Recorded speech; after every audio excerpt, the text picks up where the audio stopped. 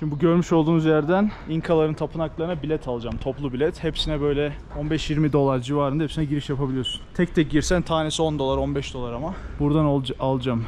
Kosituk diye geçiyor. Şu bayrak bu arada Cusco bayrağı. LGBT falan değil yani.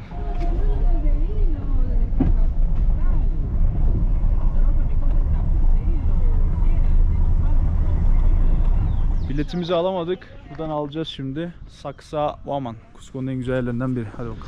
Şuradan bir 10 dakika yürüyünce yukarıda bilet alınıyormuş. O ilk gösterdiğim yerden alınmıyormuş bu arada. Orası bakanlıkmış. Öğrenciler falan da geliyor. Dağ yolu. Günübirlik böyle bir bilet var. 4-5 yere onunla girebiliyorsun. Onu alacağım. Sonra bütün gün İnkaların bu yerleşkelerini gezeceğiz. Alalım biletimizi. 10 dakika yürümedim ha. Buranın yüksekliği 3400 metre. Cusco. O yüzden böyle çekiyorsun gelmiyor oksijen, yani yeterli değil. Öyle bir durum var. O yüzden yavaş hareket etmen lazım. Bayağıdır da bu kadar yüksekte değildim, o yüzden kafa gidiyor. Buranın güzel şeylerinden biri alpakalar. Bayağı candanlar.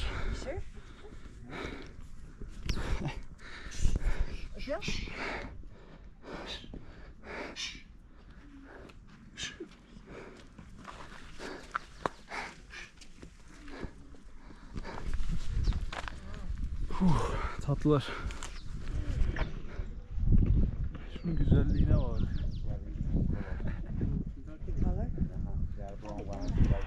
Bayağı abi çoban otlattırıyor yani burada.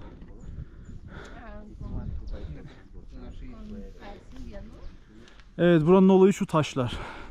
Bu taşlar inanılmaz bir şekilde dizilmiş. Yani öyle bir kesilmiş ki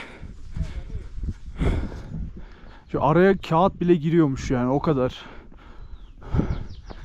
güzel. Şimdi içeride daha büyük böyle kaleleri, işte duvarları var. Onlar için bilet alıp içeride dolaşacağız. Gidelim. Buradan alınıyor. Buenas. Quiero comprar boleto por un día. Ya.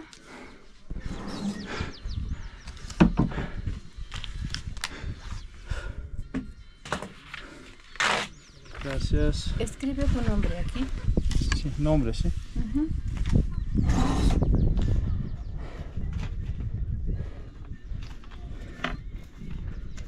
70, sí. Sí.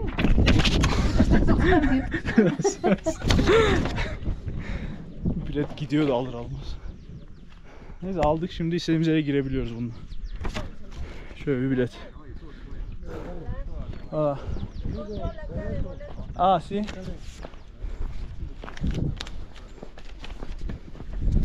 Amigo, ¿de dónde nos visita? Soy turco. No hablo ¿No poquito. habla español? Muy mal. ¿Inglés? Mejor. Excuse me, maybe you need tour guide. No, thank you so much. If you visit alone, mister, inside don't have information. If you That's visit- fine, I will just walk out. If you visit with tour guide, Yeah. in that side has cementerio, casas, solo. Okay, thank you so much. Have a good one. Zaten yazıyor, bir günlük geçerli 70 ad soyad. Şu 1, 2, 3, 4 dediği yerlere gidebiliyorsunuz. Onlar hangileri? Sacsayhuaman, Kenko, Pucara, Tambo Machay. Bunların ikisine, üçüne gideceğiz. Belki hepsine giderim bugün ya, yetişirse giderim. Biraz uzak mesafeler, o yüzden taksi falan böyle kart dağıtıyor insanlara. Ben götürürüm seni falan diye. Bu şekilde. Hadi çıkalım, taşlarımıza bakalım. Evet, kayalar bu şekilde. Yani şu mükemmelliği görüyorsunuz değil mi? O işte asıl İnkaların bu bölgedeki özelliklerinden. Yani inanılmaz kesilmiş ve taşların tanesi 200 ton falan olabiliyormuş, yani büyüklüğüne göre değişiyor. 200 tona kadar taş varmış. Yani o dönem tekerlek icat edilmemiş. Bunlar bu arada 12. yüzyıl civarı. Yani bu bölge kullanmıyorlarmış, yani bu bölgede. Demir kullanmıyorlarmış. O yüzden nasıl bunları bu şekilde kesip biçip dizdiler, İnanması güç. Cusco'ya gelince görülmesi gereken ilk yerlerden biri burası. Machu Picchu'dan sonra. Baksana. Yani şu boşluğu görüyor musun? Kağıt giriyor yani böyle içine. O kadar temiz yerleştirilmiş.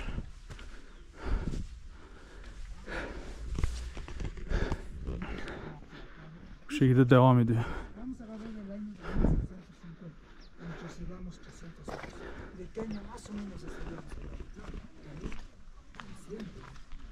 Düşündüğümden daha güzel ya. Şeyini beğendim böyle. Etrafı doğal. Her yer böyle orman. O çok tatlı. Evet, burası da güzelim Cusco. Cusco yani Amerika'nın Roma'sı diyebiliriz. O kadar tarihi, o kadar değerli. Bir o kadar da yüksek. Dediğim gibi 3400 metre. Nefes almak zor.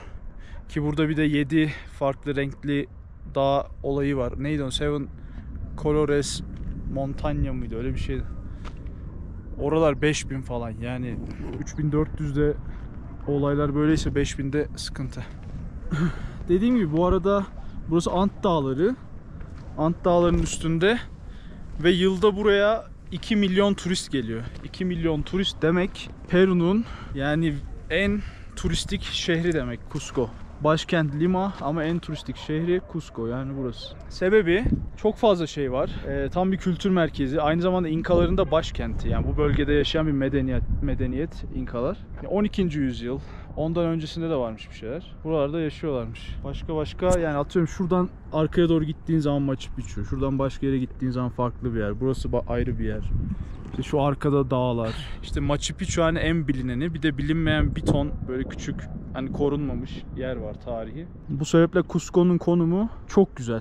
Yani gelirsin bir hafta, benim yaptığım gibi. Ben bir hafta kalacağım burada. Her gün bir yere. İşte gidebilirsem günde 2-3 farklı yere. İşte 2-3 gün sonra Machu Picchu'ya. Machu Picchu biletleri falan çok sıkıntı. Onları anlatırım hepsini size. Bu şekil Cusco. O Ese stone, piedra. like worship. This is the Mother Earth, símbolo de Pachamama. ¿Cuánto vale? Esta es 60, 60 soles, 60 soles. This is the smallest, 30 soles.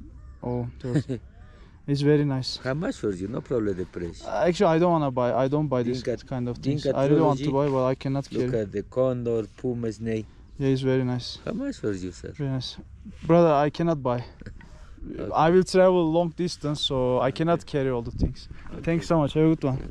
Böyle güzel şeyleri satıyor. Pachamama bu arada tanrı. İnkaların tanrısı. İnkaların konuştuğu dil Quechua diye geçiyor. Hatta İnkalar böyle Kolombiya'nın güneyinden işte Ekvador, Peru, Bolivya, Şili ve Arjantin böyle Ant Dağları artı biraz daha böyle Pasifik tarafına doğru uzanıyor. Bu sebeple mesela Ekvador'dayken, işte Peru'nun kuzeyindeyken, Kolombiya'dayken bu kültürleri gördük, benzer tanrıları duyduk. Mesela güneş tanrıları var, işte böyle dikenli, belki vardı. O vardı, o siyahlı olan güneş tanrısıydı. Başka işte o göster Pachamama var, o da ana tanrı, yani böyle dünya ana gibi bir şey. Böyle insanlar hala, bu dinlere inananlar var mı bilmiyorum ama Quechua dilini konuşuyorlar. Şu anda Cusco'da aktif olarak herkes konuşuyor. Tabii yanında İspanyolca da konuşuyorlar. Bunların dışında dinleri Hristiyan, Katolik. O da İspanyollardan dolayı 1532'de Pizarro adlı bir abi geliyor, fethediyor. İnka kralını ele geçiriyor. Ondan sonra İnka İmparatorluğu çöküşe başlıyor. Onları detaylı anlatırım aşağıda. Biraz daha yürüyelim. Güzelim Peru. Güzelim Cusco. Cusco biraz İstanbul'u andırıyor. Niye diye sorarsanız o el değiştirme olayları. Mesela İstanbul'da önceden işte Yunan tarihi, yani Yunan dediğim Greek mitolojisi, Yunan mitolojisi. Ondan sonra Roma, Bizans, işte Osmanlı, sonra işte hani Hristiyanlıktan Müslümanlığa geçiş, Hristiyanlık öncesi bir mitoloji, İnka gibi mesela. İnka Hristiyanlık sonra Müslümanlık. O yüzden tarihi yapılar çok fazla. Mesela bir sürü İnkalardan kalan yapı var. Hepsi kiliseye çevrilmiş. Dediğim Pizarro adlı kişi tarafından. Pizarro buraya 170 askerle geliyor. 170 asker, 27 atlı, bir tane de top. Geliyor, bayağı fethediyor ya. Her yeri ele geçiriyor adam. Kralı alıyor, öldürüyor. Bak hemen şurada da İsa var. Oraya gideceğiz. Yani burası İnka, orası Katolik, öyle diyeyim. Yani şu ortada da Plaza de Armas diye bir yer var. Söylemeyi unuttum. Cusco'nun tam merkezi. Da Cusco, İnkaların da başkenti demiştim ama şöyle, Cusco'nun kelime anlamı Cusco de Quechua mı, öyle bir şey. Dünyanın merkezi, bir İnka kralına verilmiş görev varmış. İnka kralına işte dünyanın merkezini bul, oraya Cusco adını ver demişler. Bu abi de gelmiş burayı bulmuş. Ondan sonra buranın adı Cusco olmuş. Hatta abinin ismini vereyim size. Not almıştım. Manco Capac. Aşağıda heykeli var plazada, Armas'ta. Plazada. Meydanda yani. Orada göstereyim. Allah. Gracias. Gracias. Neyse, İsa'ya doğru gidelim. İsa şurada. Adamlar kapı yapmış ya. Yani geçiş, baksana.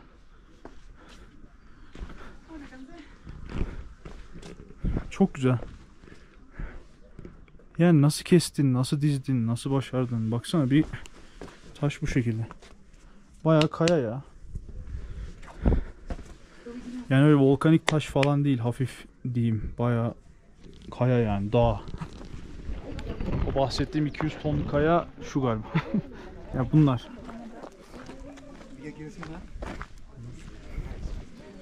Baksana ya. Yani nasıl taşıdınız, ne yaptınız? Çok ilginç.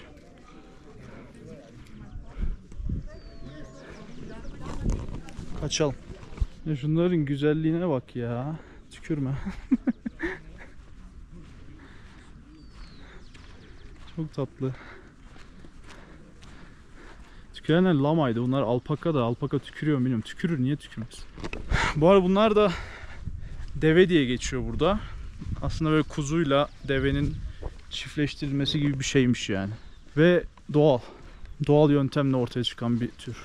İnkalar tarafından bu bölgelerde yaşıyor. Lama ve alpakalar. Bu arada alpaka eti, lama eti falan yeniliyor. Hatta bu kürkünden falan kıyafet yapılıyor. O aşırı pahalıymış. Yemeği de eti, yani etin tadına bakmak. O da pahalıymış. Çünkü özel bir hayvan. Bak bunlar da hediyelik eşya satan abiler, ablalar. Gracias. Gracias. Gracias. Kıyafetler yöresel. Biraz turistik yöresel. Güzel. Gracias. Gracias. Şu tren ne iş ya? Tren, otobüs. Koka yaprağı satıyordu aslında. İyiyim ya, o kadar değil. Şunlar da alpaka ile fotoğraf çektik. Tren ablalar. Okey. Çok iyi. Hemen şurası turistik bölge. Burası da normal hayatın yaşandığı yer.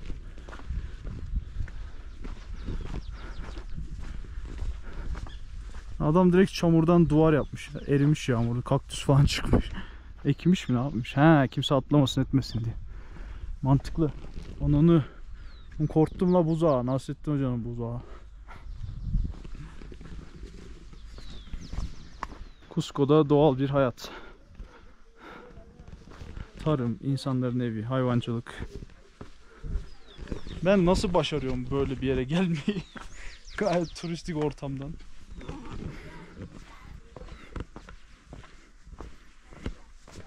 Güzel. İnsanların evi, yurdu. Kestirme buldum da. Umarım ücretli değildir ve ben kaçak girmiyorumdur. Bir sürü insan var. Başardım. Bunlar ne? 3 tane mezar var. İyi. Hemen şurada İsa var. Bu tür işleri yapıyorlar. Latin Amerika'da seviyorlar yani. Böyle kollarını açan İsa. En iyi örneği Rio. Hep de öyle şehire bakar yani, şehir senden sorumluyum gibi, beni hatırla gibi. Böyle girişi aşağısıymış bu arada.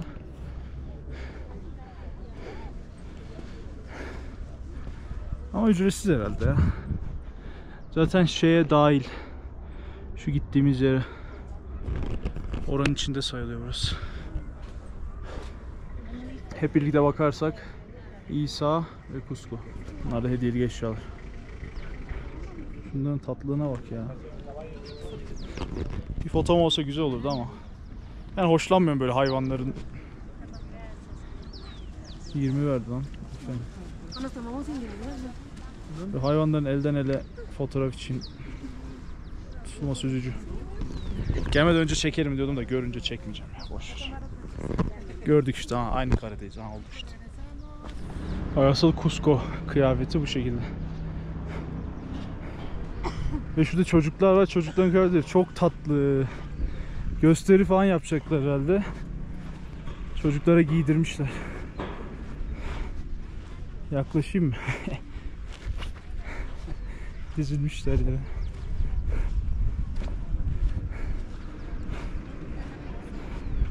Çok tatlılar lan.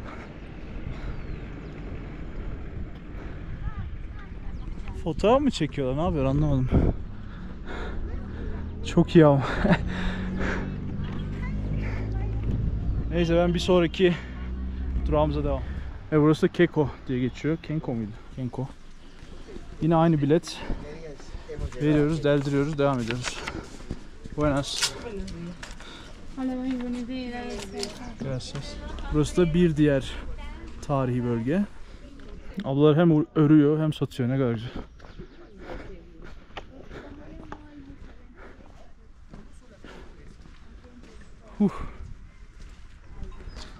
Evet, hemen bilgileri alıyoruz. Kenko kelimesi Quechua dilinden şey demekmiş.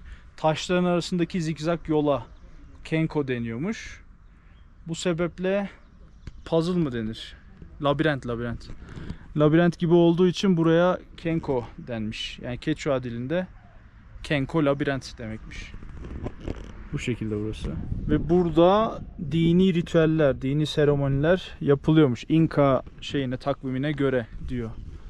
Buranın içerisinde. Yani dini bir bölge burası. Da genel bölgenin numaralandırılması. Gidelim. Evet, şimdi anlaşıldı. Kayaların içinde zikzak yol, labirent, Kenko kelimesinin geldiği yer. Quechua yani İnka dilinde. Bu şekilde içeri girip kayaların arasından bir bölgeye ulaşıyorsun. Abla toplamış, anlatıyor herkese. Algo puro, al igual que el oro. El oro y la plata para ellos nunca han sido signos de intercambio, solamente ha sido signo de ornamentación, de templos y de... Böyle giriliyor mağaraya.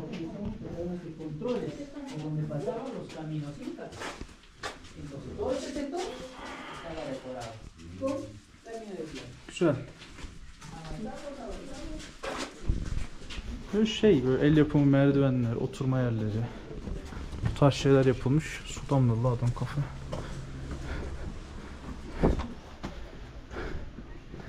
Bakalım şimdi dini meydana mı çıkacak? Bitti mi ya da? Bitti galiba. Bu kadarmış. Burası Büyük Kenko diye geçiyor. Bir de aşağıda Küçük Kenko var. O da şurası. Buralarda toplaşıyorlarmış. Bak ama ilginç olan şu Küçük Kenko dediğim yerin alt tarafını da taşla çevirmişler. Yani şu taşla çevirme olayı sanırım yağmurdan dolayı toprağın kaymasını engellemek gibi bir şey. Veya böyle bir yapı yapmak. İçine belki bir şeyler. Çünkü içi de kaya. Dışını toprak kaplamış. Belki önceden full kayaydı. Bu şekildeydi. Zamanla yağmur, çim, ot derken kapandı tarih. O yüzden Nazcaların o çizimleri doğa olaylarından etkilenmemiş. Çünkü yağmur yağmıyor. Öyle bir fırtına yok, bir şey yok. Bayağı çöl yani Nazca'nınki. O yüzden o çizimler bile yerinde duruyor. Tek sıkıntısı kurak olduğu için yaptıkları o topraktan killer bilmem neler uçmuş gitmiş. O yüzden çok böyle tarihi yapısı yok. Biraz böyle çölümsü evler yani. Farklı. Burada mesela kayadan yapılmış her şey. O yüzden duruyor. Ama yağmur tabi her şeyi yok etmiş. Aynısını Tikal, Guatemala'da da görmüştük. Mayaların yaptıkları piramitler falan bayağı ormanın içinde yok olmuş yani. Hatta bir tanesi Star Wars'a sahne olmuştu. Bu şekilde Cusco manzaramız. Cusco'nun etrafı komple böyle. Şuraya amblem çizmişler. El Peru yazmışlar. Çok iyi. Estos son medicinas naturales, señor Sergio, por Gracias. favor. Bien amigos, les invito a que se pongan en una forma semicircular. Bu İnkaların, hatta Kolombiya tarafında, Amazonlarda bu yerlilerin özel ilaçları var. Ekvador'da, Kolombiya'da çok görmüştük. Doğal Viagra falan. O tarz şeyler. Onları da burada satıyorlar. Şurada da çocuğun biri satıyor ve gelenler topluyor. Yerli, yöresel ilaçlar diye. Bu şekilde. El choclito con su quesito, las sumitas, 3 por 5 Gracias. cocinado al horno y el vapor. İlaçlar Tu fotito şunlar. con el hermoso Cusco Moderno, fíjate en Gracias. esta imagen. Choclo con queso, las sumitas a mí. Küçük olana hiç inmeyeyim. Çünkü yukarıdan gördük zaten. O da pek bir şey yok. Orman içinde bir bölge. Biz devam edelim. Otobüsler kaçtı hep ya. Bunlara binecektim. Poyo po. Este es el paseo. Bueno. Muy bien. Qué bien. Y tú. Ay, trabajando con la bebé. Igualmente. Mi amiga llegó muy tarde. Gracias. Muchas gracias, Buen joven. día. Que tengan un buen Gracias. tarde. Bir tane empanada da aldık. Ablamız tavuklu satıyor.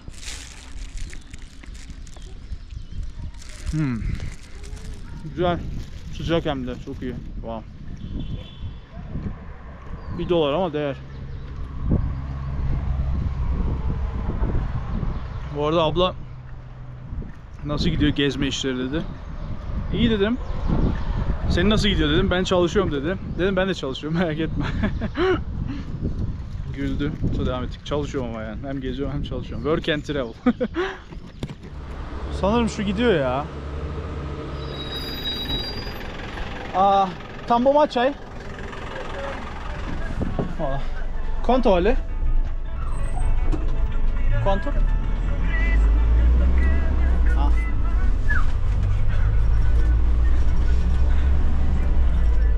Söylemedi ama.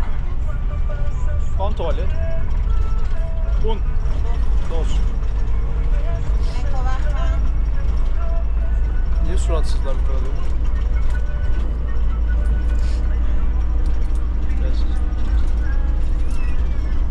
Böyle lokal otobüs. Kızım tatlılığı yerim ya. Turistlere suratsızlar ya.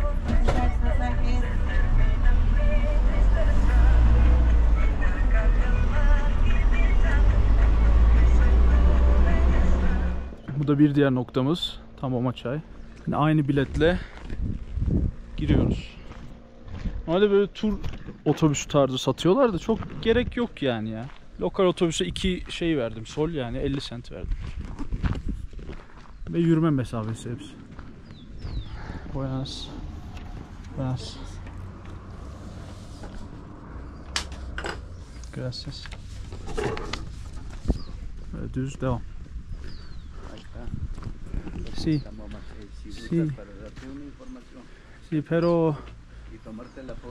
sí, inglés. Ahí está en inglés también. Sí. En inglés también. Ahí es a special place on the Temple of the Water. We have the building. Her yerde bir böyle alpaka turizmi var. Gracias.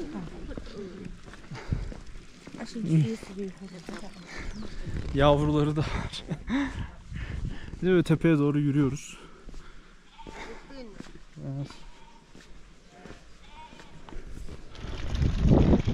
Eski bir çeşme. İnkalardan. Ne satıcı ablalar. Bu gördüğüm en nizami, en güzel gözükenlerden de.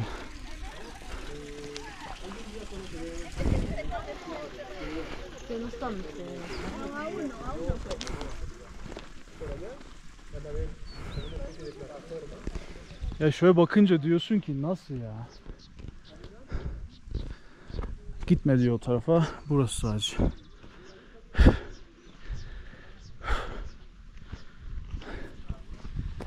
Ve yükseldik gitgide. 3600 var mıdır? 3400 Cusco merkez. Şu an 3600. Ama bünyemin alışması lazım çünkü 5'e çıkacağız. 5200'e. Şurada az oturacağım.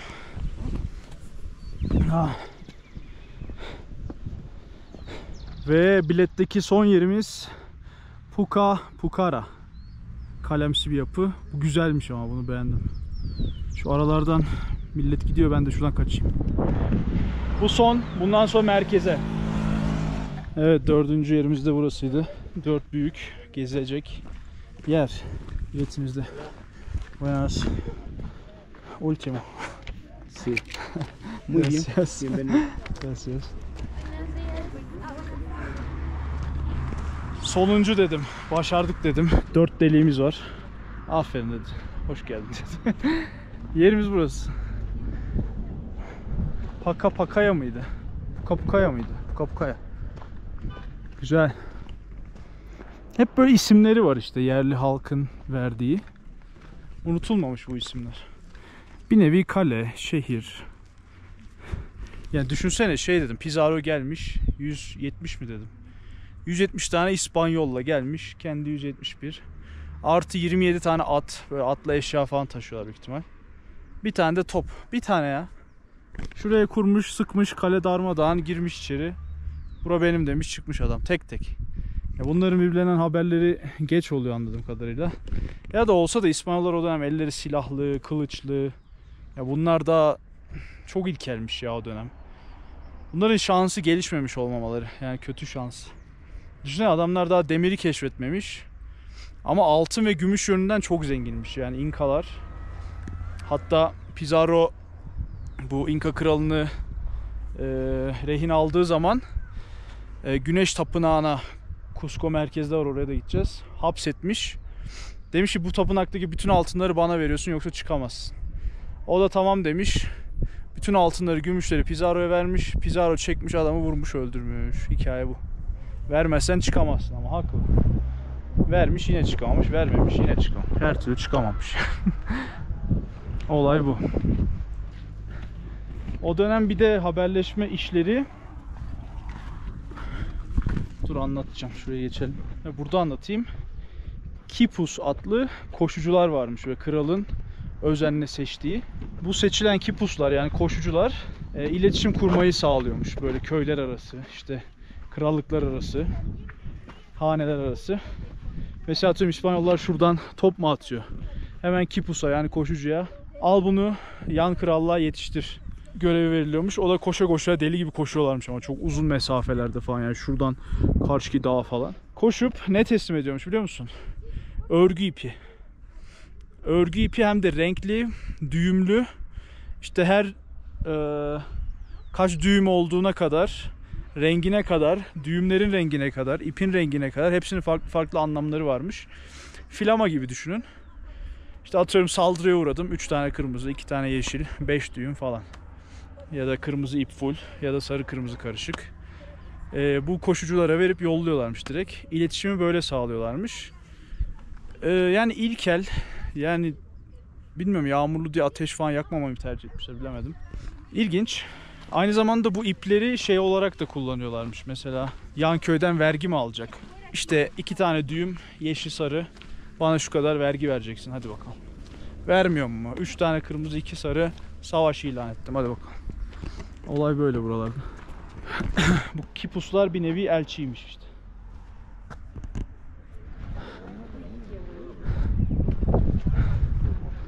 Evet, manzaramız böyle bu şekilde.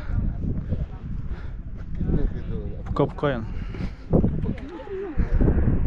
Bu şekilde. İnka hikayeleri bu şekilde. 12. yüzyıl. Yani 12. yüzyıl öncesi de var İnkaların ya. Çünkü 1500'lerde İspanyollar geldi dedik. Ondan sonra İnka yok oldu gitti yani. Son hükümdar işte bu anlattığım Pizarro'nun altın için öldürdüğü son imparator oymuş İnkaların. Ondan sonra çöküş dönemi yani. Dağılmışlar. Bu şekilde. Hadi gidelim şehre, inelim aşağı. Yeter bu kadar dağ taş. Baksana direkt kayanın üzerine taşları dizmişler kesip kesip. Hele buranın altında yaşıyorlardı onu diyor. Este lo que es esta cueva sigue en función. Si tú lo observas de este lado, Demiştim. Taşlar devam yine. Etraflı. Muro de estilo almohadillado floral o celular. Esto debido a que vamos a observar siempre una piedra medio, varias piedras alrededor. Una piedra medio, varias piedras alrededor. No se asemeja a una flor.